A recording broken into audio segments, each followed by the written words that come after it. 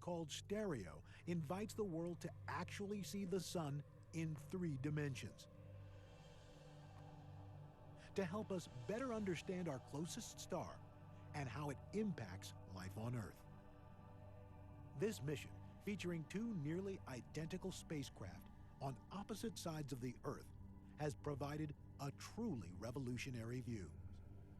For the first time in history, the stereo twins have dramatically revealed the 3D structure of massive solar storms, some hurtling towards Earth. These large solar eruptions, called coronal mass ejections, contain up to 10 billion tons of mass and can travel the entire length of the solar system, ripping through space at mind-boggling speeds. When a big solar blast hits Earth, it can scramble satellite operations, zap city power grids, and even harm unprotected astronauts in space.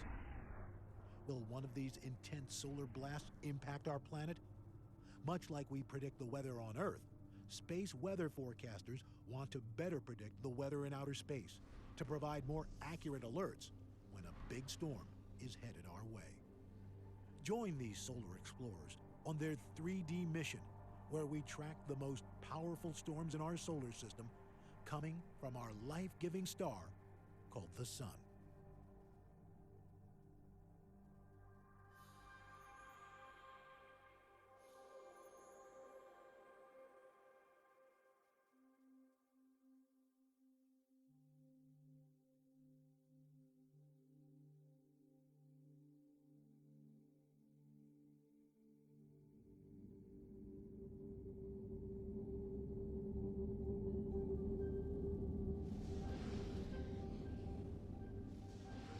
The twin stereo spacecraft are now in the Sun's orbit, and a 5 billion-year-old star is ready for its close-up.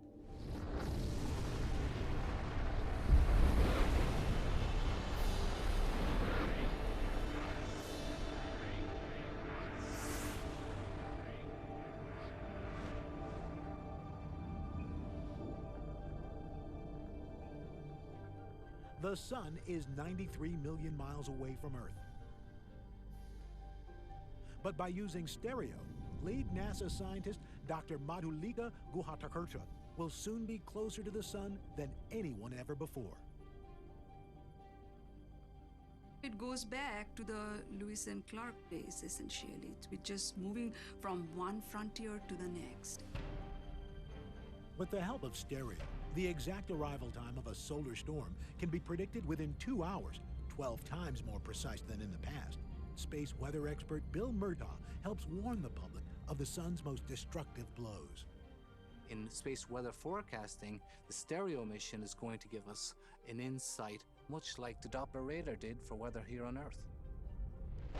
When we see the eruptions in the Sun, we call it a coronal mass ejection, a CME. We'll be able to have a side view of them for the first time to see how they expand. We're going to be able to watch the CME as it travels the 93 million miles from the Sun to Earth. Coronal mass ejections are the most violent explosions in the entire solar system.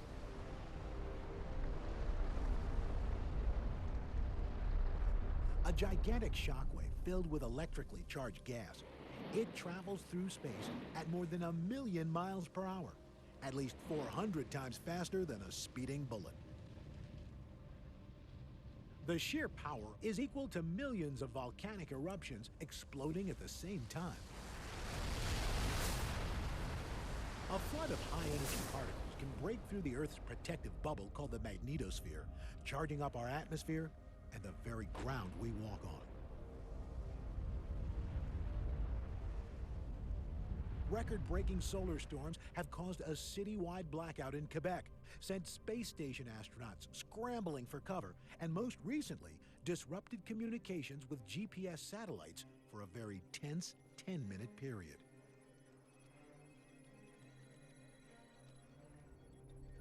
We are in an era where we have introduced this concept of space weather because it matters to us now. We aren't studying the Sun and Earth as a coupled system, not individually. And that new science is called heliophysics. It will be revolutionary. In any case, when you see more, you suddenly have insights you never had before. Up until now, our situation has been like trying to diagnose the ocean with one buoy. Stereo is a 2-spacecraft mission, and both spacecraft will be in orbit around the sun, but not in the same place. They're going to be separating from each other, and that'll give us 2 eyes on the sun. We're going to be seeing the sun in 3D. With the stereo spacecraft, we're going to improve space weather prediction by a factor 2. The stereo spacecraft are very complicated. There's a suite of 16 instruments on each one. Together, they analyze the flow of energy and matter from the sun to the Earth. Everyone wears full clean room suits to guarantee the instruments are kept as pristine as possible so they'll operate in orbit.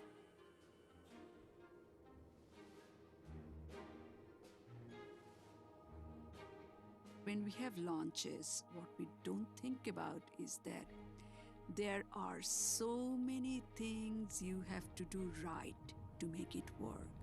And all it takes is a small little thing to make it go wrong. Yes, you are as if praying, holding on to your breath.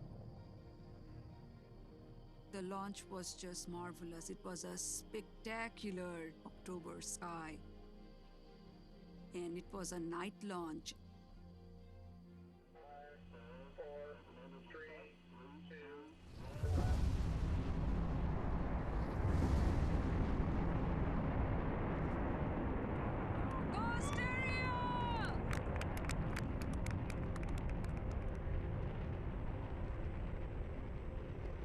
It was just beautiful.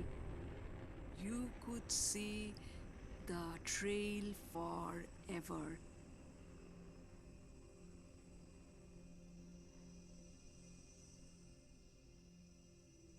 The 2 stereo spacecraft are launched together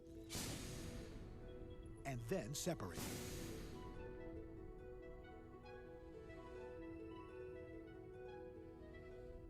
The solar panels are then released.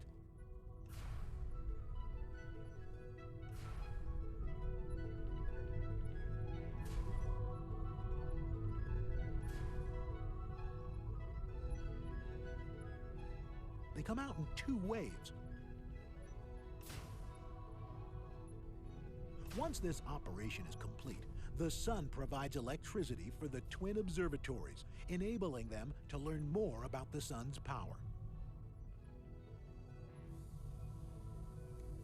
Once a day, an antenna transmits the data to the science team back on Earth. A complex series of signals are received at NASA Mission Control to ensure all 16 instruments are deployed correctly. When a solar flare erupts, 3 20-foot-long antennae measure radio wave spikes that provide important clues to the true 3-dimensional structure of these eruptions. From that point, they slowly open up all of the other instruments.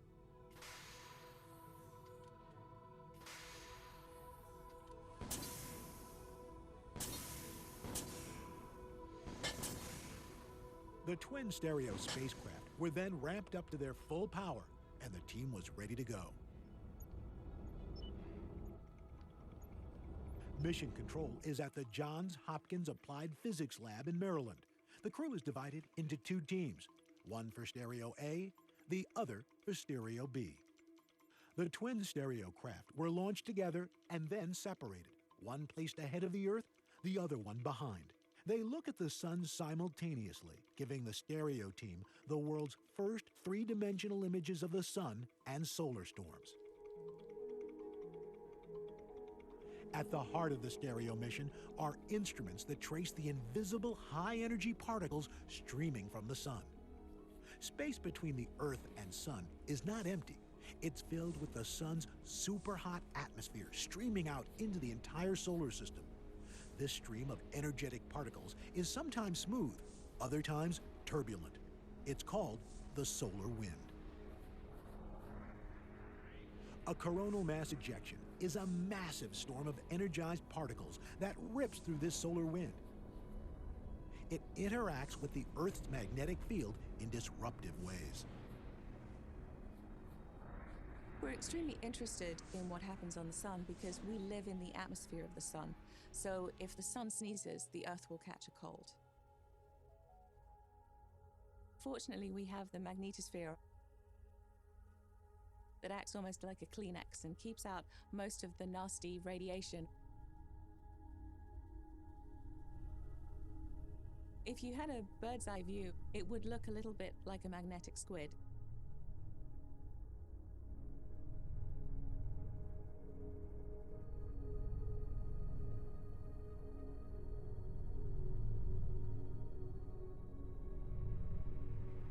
The sun's most energetic particles can disrupt Earth's magnetic field. Electrons storm into the Earth's atmosphere in the polar regions. This creates the northern and southern lights, the aurorae. When you see the aurora, I think everyone who sees them for the first time is just blown away by how beautiful they are. They really do look like shimmering curtains of light flowing in the breeze. Using a special radio receiver, we can convert the signature of solar particles zooming through the Earth's magnetic field into sound.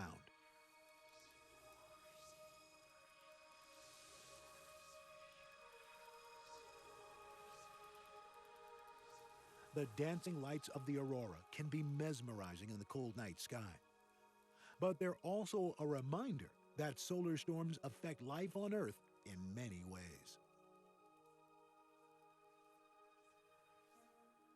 NOAA, the National Oceanic and Atmospheric Administration, is responsible for space weather forecasting at the Space Environment Center in Boulder, Colorado. We monitor space weather 24 hours a day. We have that responsibility to warn the public when something's happening in the sun that might affect us right here on Earth. We're watching big sunspots in the sun, measuring their size and their complexity. The sun's turbulent storms ebb and flow roughly on an 11-year cycle. At the high point of the cycle, or solar maximum, there are many more sunspots and storms in the solar atmosphere.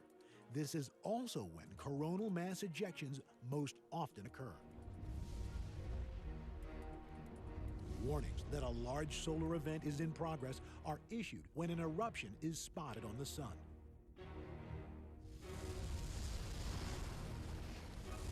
These huge explosions impact radio and GPS systems here on Earth.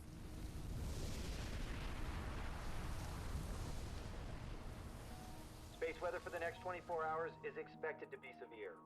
Geomagnetic storms reaching the G4 level, solar radiation storms reaching the S2 level, and radio blackouts reaching the R3 level are expected. On the 6th of December in 2006, a volatile sunspot cluster appeared in the sun, resulting in a powerful eruption.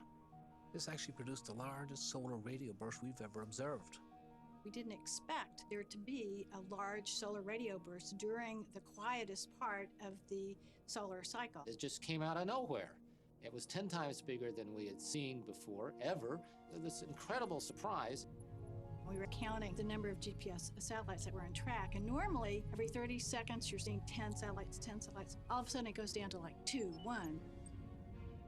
I mean, it's like there was this huge effect. Pretty much every GPS receiver in the hemisphere was affected. Many of them just failed outright, ceased to navigate.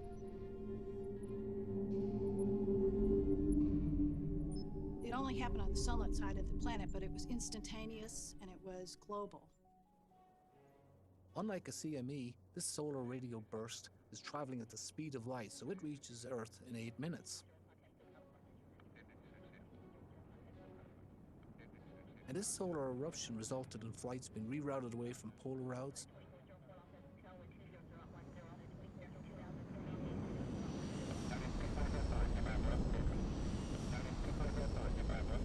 This extraordinary radio burst itself affected air traffic controllers across North America. So now we had to just drop everything and rethink this situation. What is the biggest we could possibly get? We just, of course, don't know. As a society, we've become increasingly reliant on technology. Few people today leave home without their cell phone. Many of us have GPS receivers in our cars. We rarely, if ever, consider the possibility of not having electricity when we return home. We have power grids that are sensitive to the electric current that's caused by these supercharged particles from the sun. Blackouts can cause multi-million-dollar devastation and even loss of human life.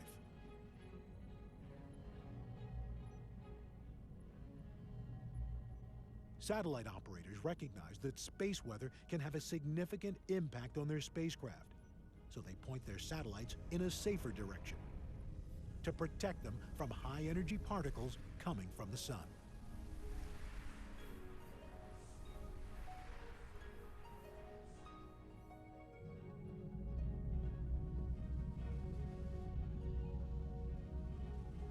In order to better support human exploration of the sun and Mars, we must find ways to protect the passengers and spacecraft from the harmful radiation that streams from the sun, especially the fierce outbursts during these violent eruptions.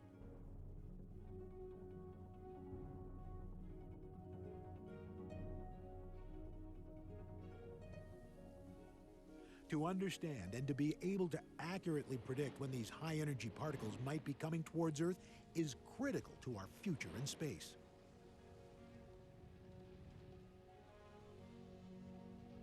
I can't imagine any other missions that are more directly relevant to humankind. By studying the sun, we are understanding this object that influences our life in every conceivable way. But to view that in 3D, I really can't quite envision myself. I get emotional if I think about it.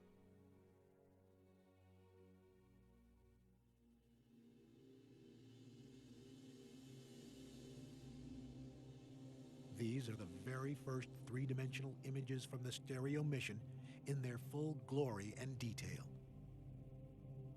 This cauldron of magnetic soup, spitting out loops, jets, spikes, churning constantly.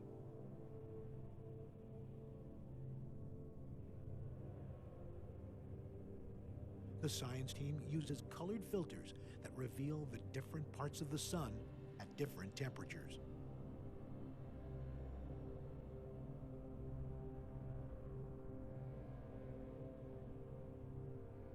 The dark regions are called coronal holes. That's where the solar wind blows out.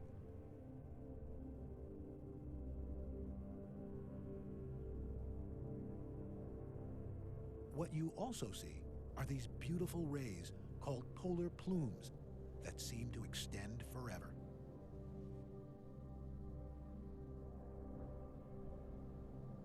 When you see these coronal loops, they come from the hottest parts of the sun.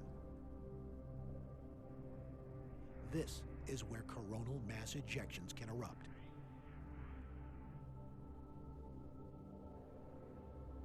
Because of stereo, scientists will finally understand the true 3D shape of all these structures.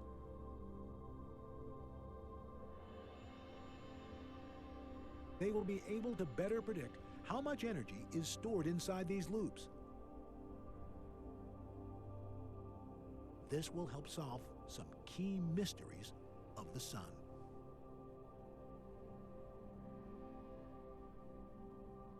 What touched me the most is this young kid with glasses on, pointing his finger and saying, "I can as if touch it." That's the first reaction of the 3D sun for the rest of the world. It's just jumping out at you.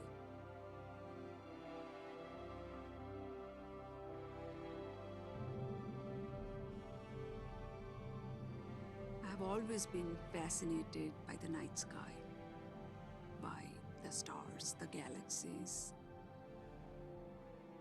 What is there beyond? To probe deeper and deeper and deeper into a given object. So I think it's humankind's destiny to move out and beyond, to understand.